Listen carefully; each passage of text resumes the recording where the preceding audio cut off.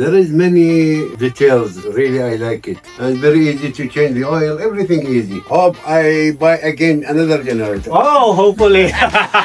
Magandang araw uli mga ka-Best Buys. Ngayon ay may delivery tayo ng Philking 8000i dito sa Lipa, Batangas. At dito na rin natin sa kotse ipin-repair yung ating generator. Nilagyan natin ng gas at oil at saka natin ito ibinaba. At diretso testing na nga sa pamamagitan ng gasoline.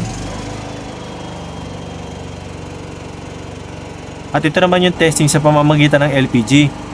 Connected na nga pala ito sa kanilang appliances sa loob ng kanilang bahay, kaya naman meron itong readings na 5 ampere. Ang galing, di ba mga ka-Best Buys? Isipin nyo, pwede yung gasolina at pwede rin naman yung LPG as backup. Sigurado namang hindi tayo mawawala ng LPG for sure. Ito naman yung kanilang manual transfer switch, kaya naman hindi na sila nag-avail ng ATS.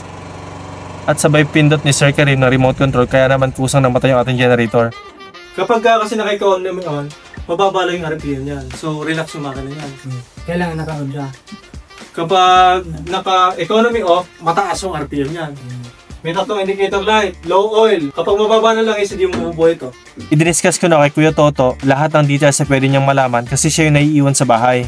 Magandang araw mga ka-Best Buy. So, international ang client natin ngayon. Alamin natin yung mga review, yung mga comments ni Sir dito sa ating generator na ito. What do you like about this generator? There is many details. Really, I like it. And if there is little oil, also it will stop the engine auto. Two kinds of fuel to supply for this engine. You can use the handle to work. They're like a trolley, very easy to move. Everything for oil, for emergency. There is like gasol to gasoline, right? Yeah. Very easy. Connect.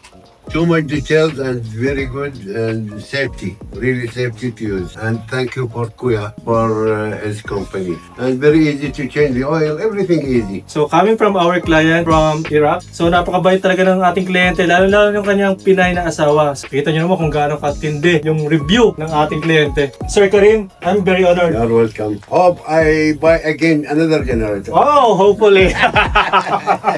Okay? Para sa inyong mga orders, comments, and suggestions, si Marky mag-text tumawag sa aming cellphone number na magpo-flash sa inyong screen.